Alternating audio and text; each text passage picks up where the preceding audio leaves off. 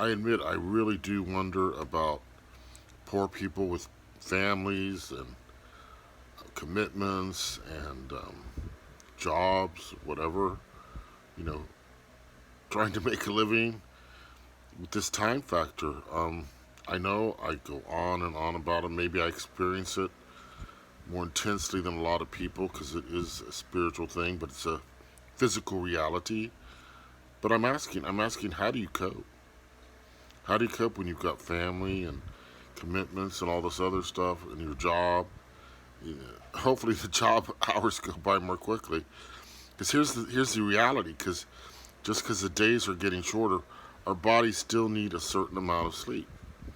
And if you're not getting your 6 to 8 hours, whatever it is you're used to, in this shortened day, it's going to catch up with you, and you're going to get sick. So what's annoying to me is I catch up with the sleep at the weirdest times when I don't want to. I just get very heavy, very tired and weary, and I have to go to sleep.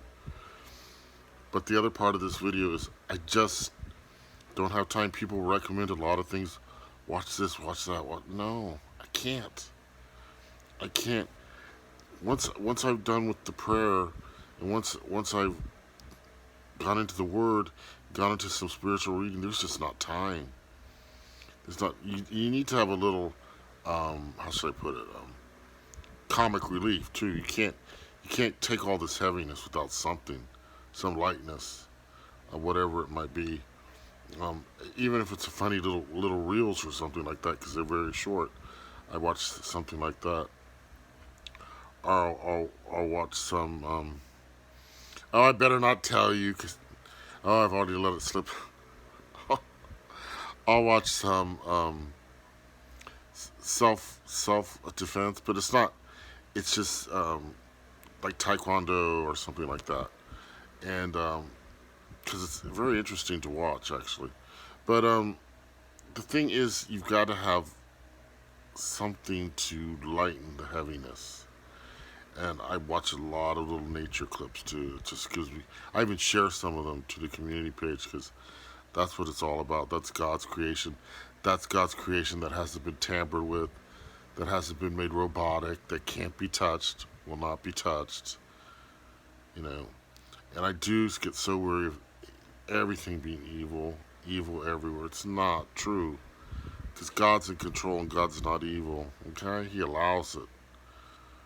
So I have to constantly struggle to maintain balance, like a healthy diet. I have to, have this little bit of comedy, this little bit of beauty, this little bit of lightness, this health, this taekwondo, whatever it is, that I might watch a little bit of, just to balance out my life.